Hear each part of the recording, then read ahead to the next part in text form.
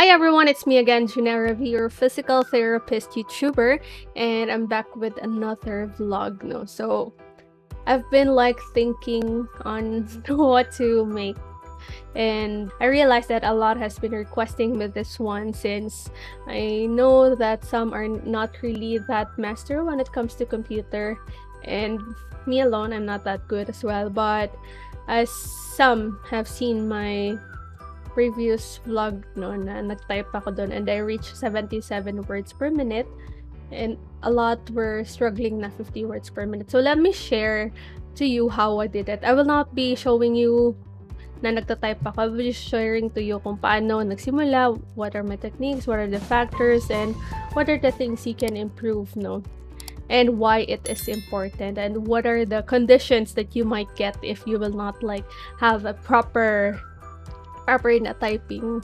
positions like that. I will be discussing it to you later. So let me just share a little story. So back then, when I was still in elementary, meron na kaming laptop. Pinadala ng auntie ko from US. So I was not that new when it comes to keyboard. Pero we also had typewriter, So sobrang bilis ng mother ko. Nakikita ko siya sobrang bilis niya mag-type. So I was intrigued. So alam niya sobrang tigas niya. And medyo na-familiarize ko rin yung letters and whatever. Ayun, pagdating ng grade 5, meron na kaming own desktop. Nilalaro ko pa noon was Delta Force, Battle Rims, Red Alert. So gumagamit talaga kami ng keyboard, and I am very kinda weak when it comes to this, and I really tried my best to memorize it on my left hand half. And then after that, nung grade 6 kami, meron na kaming connection sa internet. First year or grade 6, ganyan. And one time, when I enrolled in high school, meron kami computer class. And meron kaming challenge that time, parang palang yun siya na magba-blind test kami. Lalagyan ng handkerchief, ganyan. Tapos sasabihin ni teacher na, type down letter like this, type down this word. And I was kinda competitive that time. So, I did my best. Kasi computer na nga lang ako magaling. So, ayun, I did my best. I was not the best, but I did it. I did my best. So, ayun. My techniques were, nagta-type down ako dun sa computer namin. And hinahaf ko yung keyboard. So, let's say for example, dito na left side, meron ako mga certain letters. Dito na side, meron ako certain letters rin. So, memorize ko, shift ko to, and spacebar ko to. I didn't have a book kasi public school ako. And I didn't access it. Wala akong idea na pwede pala mag-access ng mga important things noon dun sa computer. So, it was just all my techniques back then. But it was worth it. Ang ginagawa ko, diba half siya. So, naghahanap ako ng mga words na pwede kong i-type on my left hand and on my right hand. As you remember, I just told you na weak yung left hand ko. So, mas pre-practice ko siya. Let's say, for example, on the left side, pwede ka mag-type down ng assess, assessed, or access, mga ganun. Tapos, lalagyan mo ng space, big letters, ganito, ganyan. Ito naman sa right, parang, ano ba mga words dito? Poly, mga, ganun. Depende sa'yo kung ano yung gusto mo. And then, nag-create ako ng muscle memory. And then, umabot ako sa college. Meron na naman kaming computer class. Ganun pa rin. May blind test. And then, yun, that time, pre-practice ko si accuracy. Kasi kailangan perfect para makapasa ka. So, yeah. It was all good. That were my techniques back then. And then, not until nag-graduate ako, hindi na ako masyadong into computer kasi nagta-type down ako, nagka-calligraphy ako or nagsusulat talaga sa notebook during review, to be specific. Hanggang sa nag-apply ako sa HelloRache. Merong typing test doon. And I think kapag mag-practice ka, dapat sa typing cat. So, I was so intrigued na, meron kasing scoring doon na ikaw yung number 2 or number 5 dito sa Philippines. So, I was really challenged. I just did my best kasi nga, I had that experience back then. Tapos, naisip ko bigla na, sige nga practice ako ulit dapat ma-reach ko 'to. I had my goal. So, I think ang typing speed ko when I started mga 50 gano'n. So, my goal was 60 or 55 mga gano'n. It was not that easy 'no, kasi ang tagal-tagal ko na nagta-type, but the muscle memory is still there. So, medyo mabilis na rin siya compared to those na mga nagcha-chat sa'kin na, "Ma'am, hanggang ganito lang ako." And then, while I was waiting sa training schedule, nagpa-practice ako everyday, china-challenge ko yung self ko, binabalik ko yung mga techniques. Hindi pa rin ako nag-search kung anong letter dapat dito, pero meron ako nalaman na merong bulk dito sa letter F tsaka sa letter J. Doon ako magsa-start sa sa index finger ko. Then, parang siya yung basis ko. Then, there, I found out na, pwede palang maganito kabilis. Then, ayun na nga, training na. Maraming magagaling, guys.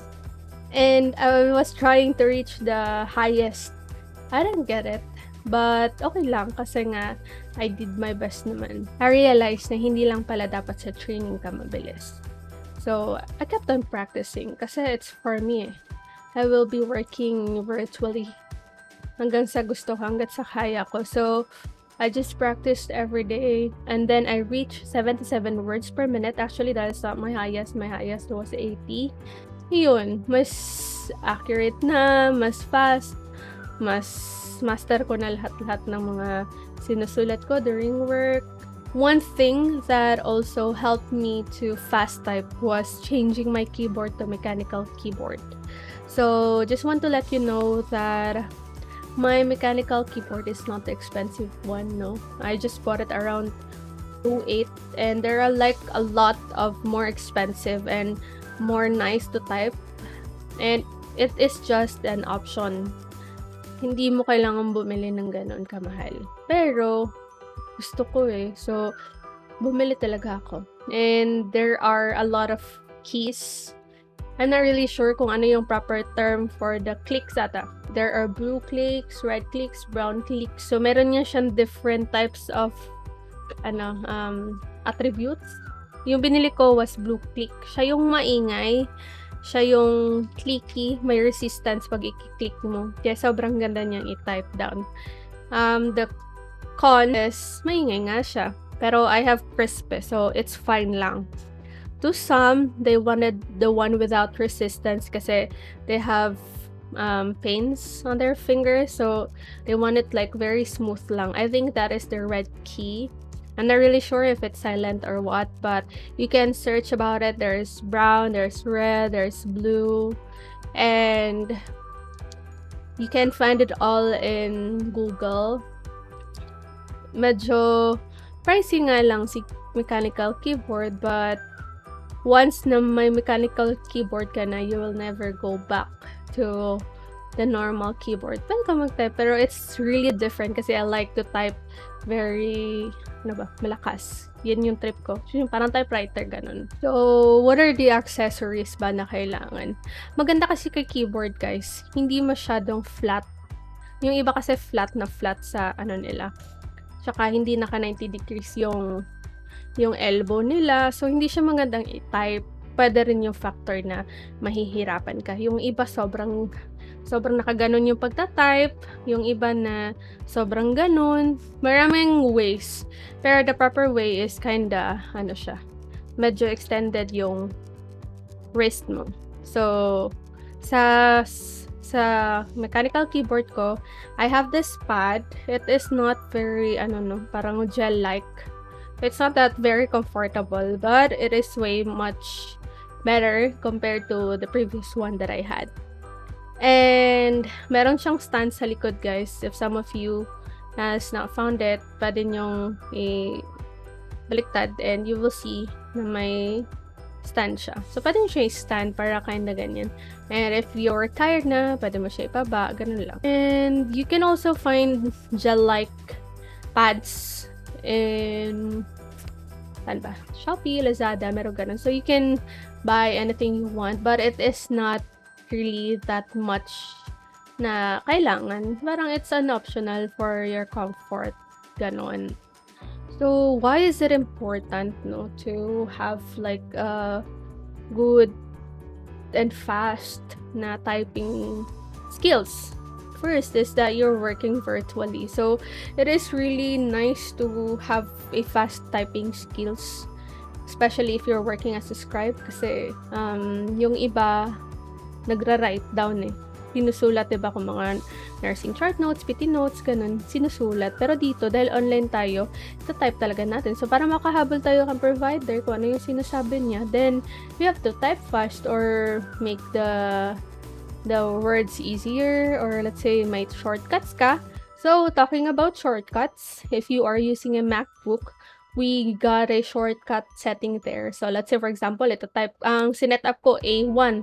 Tapos si A1 yung A1 lang yung tinype mo, pero lalabas yung SOAP format mo. So, meron yan sa preference, I think it's in the keyboard, preference or settings, tapos may keyboard doon. Hanapin mo lang yung shortcut, tapos i-set up mo doon kung ano yung gusto mong set up, like shortcut na letters, and then yung ilalabas niya. So, let's say again, for example, the provider requested a lab.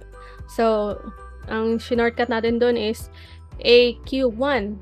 So, if type mo lang AQ1, lalabas na yun, yung word na sinulat natin as the shortcut. So, that is good thing in MacBook. I have not found any in Windows kasi I wanted to have like that on my computer, pero I really did not find any. So, good thing for those who are using MacBook, kasi noon I was a MacBook user, it's just dili siya pwede sa amin. Hindi siya pwede sa amin. So, yeah, that is just one thing.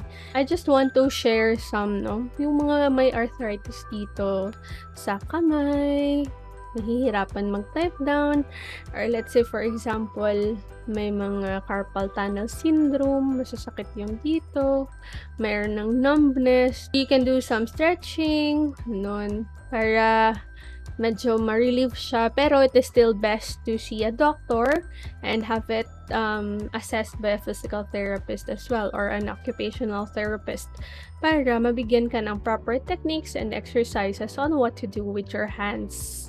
And ma-assess ka kasi pwedeng ma-help siya via medication, pwede siya ma-help via therapy. So, you have to invest rin with your health, especially this one. Kaya, it's good to have proper stretching exercises before training. I think I will be making a separate video on that. Then, this one, pwede kang dapat proper yung position ng kamay mo para iwas ng injury, guys. Some reasons of the wrist and finger na mga is dahil sa overwork and bad ergonomics and bad position. So, avoid natin yun siya.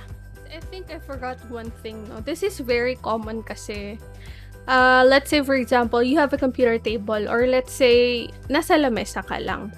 Then, again, dapat yung computer table mo, diba? Dapat naka 90 degrees yung elbow mo facing that. So, dapat si chair mo, kung may forearm rest ka, level siya ng table mo. So, what are the other factors? But this is very common, so I have to discuss it. So, let's say for example, drawing tayo ng table. Ayan. Dito yung chair mo. Ayan. And you're supposed to have your monitor here, diba? Kasi dapat eye level siya. And then, your keyboard, dapat andito lang siya. So, what is the very common thing na nawawala? Yung keyboard nasa edge ng table, which is very wrong. Kasi, what will happen is yung sa available space, gaganon yung kamay mo. Instead, dapat ipapatong mo yung forearm mo, eto dito. Ipatong mo to dito sa table. So, this is the space. I'll show you. This is the space on where dapat ilagay mo yung wrist mo or let it rest there. Kasi, if you will not have a space here, your elbow will flex here. Gaganon ka. So, dapat nakaganon para hindi masasaktan yung wrist mo and avoid carpal tunnel. So, again, there must be space here. So, wag niyo siyang ilagay sa edge. And if hindi naman kasya, make a way. Pwede mo lagyan ng patungan yung yung monitor mo, pwede mo siyang ilagay sa wall, gano'n, para may space si keyboard. And your wrist will be resting on the table to avoid, again, carpal tunnel syndrome. And last thing is that practice till you make it. So again, I want you to set a goal, no? Set mo yung goal, mag-try ka ngayon ng, say for example, yung first result mo is 45. Then you wanna reach 60. So si 60 yung long-term goal mo. So dapat may short-term goal ka na i-reach. So for example, 40, 60. So si 50 yung short-term goal mo. So dapat eto muna yung goal mo bago ka dito mag-reach na 60. So practice till you make it. Don't stop till you make it. Ganun siya. If I missed anything, just let me know. Just comment down below. I will do my best to answer as much as I can. And yes, that's all for now. Thank you so much and you have a great day. Bye-bye!